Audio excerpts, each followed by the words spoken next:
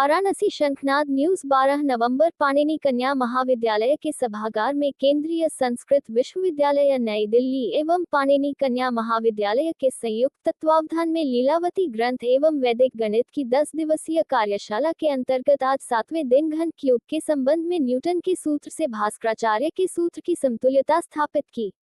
इसके तथा अन्य सूत्रों के आधार पर घन के 4 प्रकार तथा वैदिक गणित के सूत्र अनुसार भी घन की ट्रिक्स समझाई गई। सभी ने इससे बहुत लाभ तथा आनंद प्राप्त किया। पाणिनि कन्या महाविद्यालय के सभागार में केंद्रीय संस्कृत विश्वविद्यालय नई दिल्ली एवं पाणिनि कन्या महाविद्यालय के संयुक्त तत्वावधान में लीलावती ग्रंथ एवं वैदिक गणित की 10 दिवसीय कार्यशाला के अंतर्गत आज 7वें दिन घन क्यूब के संबंध में न्यूटन के सूत्र से भास्कराचार्य के सूत्र की समतुल्यता स्थापित की। इसके तथा अन्य सूत्रों के आधार पर घन के 4 प्रकार तथा वैदिक गणित के सूत्र अनुसार भी घन की ट्रिक्स समझाई गई। सभी ने इससे बहुत लाभ तथा आनंद प्राप्त किया।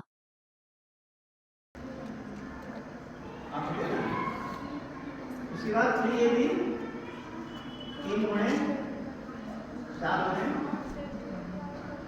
7 कितने 7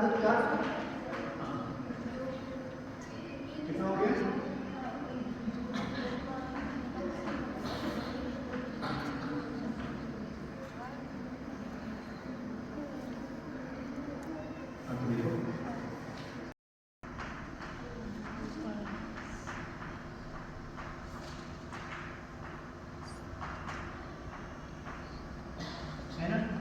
तत्वों के वर्ग, तो अंत में क्या कहा है?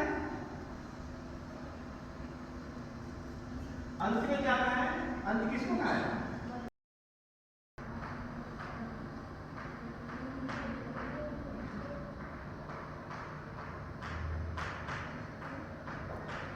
है ना? तो ये दहाई वाला तो एक है।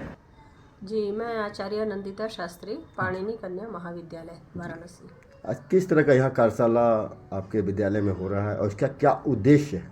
जी, ये अपने पाणिनि कन्या महाविद्यालय में केंद्रीय संस्कृत विश्वविद्यालय नई दिल्ली के संयुक्त तत्वावधान में ये 10 दिन की कार्यशाला आयोजित है जी, जिसमें लीलावती ग्रंथ और वैदिक गणित इन विषयों पर ये कार्यशाला आयोजित है, जिसमें मुख्य रूप से डॉक्टर सुद्युम्नाचार्य जी जो कि 17 से पधारे हैं और ये राष्ट्रपति पुरस्कार प्राप्त हैं और अनेक विषयों में इनका अधिकार है, जैसे गणित है और ज्योतिष है, विज्ञान है, कई विषयों के ये विद्वान हैं और इस महाविद्यालय के साथ उनका बहुत पुराना संबंध है। तो हमने उनको बुलाया है और इसी उद्देश्य से बुलाया है कि बच्चे आजकल सभी विषय पढ़ते हैं, लेकिन वेदों में इसके विषय में क्या कहा गया है। वैदिक गणित कितनी आसान है और छोटे छोटे फार्मूले सूत्रों से वो कितनी आसानी से जोड़ घटा गुणा इत्यादि भिन्न इत्यादि सिद्ध हो जाते हैं। ये आप वहाँ पर आप इनके माध्यम से बच्चे जैसे इस पर खेल रहे हैं, आनंदित हो रहे हैं। लीलावती एक ग्रंथ है जो कि गणित शास्त्र विशारदा लीलावती कही गई है, तो उसके नाम पर यह ग्रंथ रचा गया है जो कि गणित से संबंधित है और शास्त्र है।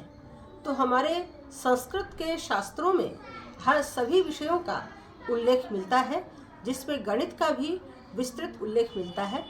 गणित हमारे पग पग पर हमारे प्रत्येक क्षण प्रत्येक पल को बिना काल के बिना गणित के हम गणित से रहित हो ही नहीं सकते हैं।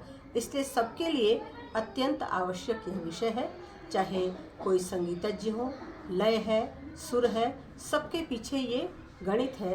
घड़ी की टिक टिक टिक टिक सबके साथ कार्य कर रही है और जिसमें शास्त्र को लेकर के हमारे वेदों में एकाचमे, तिस्रष्टमे, तिस्रष्टमे, चतस्रष्टमे, इस तरह से 1 3 4 5 पूरी, कहीं पर जोड़ है, कहीं पर घटा है, कहीं गुणा है, सबको कहा यज्ञेन कल्पन्ता। यज्ञ नाम होता है मुख्य रूप से देव पूजा, संगतिकरण और दान। जब हम इसमें जोड़ते हैं तो इसी का नाम संगतिकरण है।